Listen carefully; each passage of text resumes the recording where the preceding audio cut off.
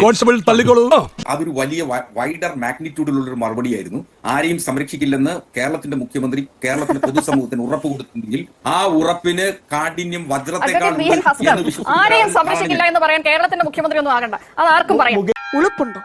CPM-ന്റെ ഒരു ജില്ലാ കമ്മിറ്റി അംഗം മാത്രമാണ് കേസിൽ പ്രതിയാക്കപ്പെട്ടിട്ടുള്ളത്. ആ കേസിൽ 10ഓളം മറ്റു പ്രതികളുണ്ട്. അവരെല്ലാം ഉദ്യോഗസ്ഥ ജില്ലാ കമ്മിറ്റി അംഗത്തിനെതിരെ ഒരു സസ്പെൻഷൻ പോലും സ്വീകരിക്കാനുള്ള ധൈര്യമില്ലാത്തത് എന്താണെന്ന് ചോദ്യം. ദൈവമേ, മൂർഖനെയാണല്ലോ ചവിട്ടിയത്. നിഷ, ഈ KGF സിനിമയ്ക്കകത്ത് ഒരു പ്രധാനപ്പെട്ട ഒരു സീനുണ്ട്. ഒരു വലിയ കലാഷ് നിക്കാവോ എന്ന് പറയുന്ന തോക്ക് ഇങ്ങനെ കൊണ്ടുവന്നിട്ട് നായകനെ ഇങ്ങനെ പടപടപടേ എന്ന് വെടിവെക്കും. അപ്പൊ ഈ തോക്ക് കൺട്രോൾ ചെയ്തിരിക്കുന്ന ആരാണ്? KGF-ലെ നായകനാണ്. അപ്പൊ ഈ സ്വർണ്ണക്കൊള്ളയിൽ ഈ തോക്കുകൾ മുഴുവൻ പിടിച്ചിരിക്കുന്ന, ഈ തോക്കുകളിലെ ഏറ്റവും വലിയ തോക്കായ കലാഷ്നിക്കോവോ അടക്കം പിടിച്ചിരിക്കുന്ന പ്രധാനപ്പെട്ട നായകൻ അല്ലെങ്കിൽ വില്ലൻ, അതാണ് പിണറായി വിജയൻ. ആ തോക്കിന്റെ ടിഗർ നിയന്ത്രിക്കുന്നത് പിണറായി വിജയൻ ആണ് എന്ന് നമുക്ക് എല്ലാവർക്കും അറിയാം. അത് കേരളത്തിന്റെ ഹൈക്കോടതിക്ക് ബോധ്യപ്പെട്ടിട്ടുണ്ട്.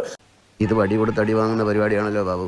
ഇനി പി ശശിക്കെതിരായ ആരോപണം വന്നപ്പോൾ അന്നത്തെ പാർട്ടി സെക്രട്ടറി പിണറായി വിജയൻ എന്താ പറഞ്ഞത്? ആരെയും സംരക്ഷിക്കില്ല. അയാളെ കുറച്ചു കാലത്തേക്കെങ്കിലും ജില്ലാ കമ്മിറ്റിയിൽ നിന്ന് മാറ്റി നിർത്തി. പിന്നീട് മുഖ്യമന്ത്രിയുടെ പൊളിറ്റിക്കൽ സെക്രട്ടറിയായി പി ശശി വരുന്നത് നമ്മൾ കണ്ടു. അപ്പോൾ ആരെയും സംരക്ഷിക്കില്ല എന്ന് പിണറായി വിജയൻ പറഞ്ഞാൽ അതിന്റെ അർത്ഥം സംരക്ഷണത്തിന്റെ ഏറ്റവും വലിയ കവചം ഒരുക്കി കൊടുക്കുമെന്നാണ്. ഇനി ആ തേണ്ടി RDP-യുടെ തൊലി ഇരിക്കുകയാണ് ഉത്തമ. സഹിക്കുക അല്ലാതെ എന്ത് ചെയ്യാം.